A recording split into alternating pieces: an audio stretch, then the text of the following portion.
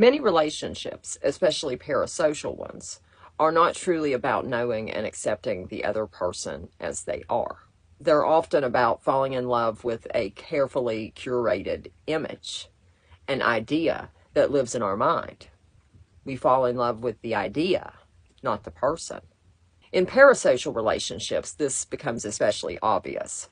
Someone may feel deeply connected to a celebrity or influencer, someone that they have never met. The truth is, they are not connected to the person behind the screen. The person behind the screen has no idea that that person even exists. They're bonded to the created persona, the sliver of someone's life that they let you see, a sliver that is edited, filtered, and idealized most of the time. It's less about who the other person is and what that person makes the viewer feel, the values they represent, and the role that they fill in the person's inner world. We don't really know any social media creator intimately, unless you personally live with them and have an intimate relationship. But even that does not mean that we truly know someone. The emotional attachment forms not to the person, but to the version of them that brings one comfort, admiration, or validation.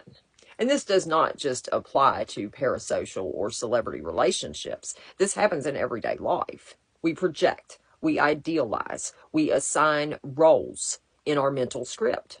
Loyal friend, the savior, the soulmate. We fall for the potential we see, or for how someone makes us feel during moments of connection, rather than who the person truly is inside. A problem arises when reality starts to conflict with the fantasy. When the other person acts in ways that don't match the version we've created in our mind, we feel betrayed, disappointed, or even angry. But the other person doesn't have any idea that they were supposed to live up to these expectations. And we're not upset with the other person because they're not doing what we want. We're upset because the illusion is breaking. What we really wanted was for the other person to stay aligned with our internal image. We might even ignore bad behaviors and red flags repeatedly due to this potential we see in our mind. When people say things like, "You've changed," or "You're not who I thought you were," it could be that they're not reacting to the person as much as the collapse of a fantasy, the internal story that they were attached to. What's truly happening is we're not really relating to and connecting with the person standing in front of us. We're relating to ourselves, our needs, our wounds, our ideals, reflected back to us through another. The relationship becomes less about two people and more about one person interacting with a mirror.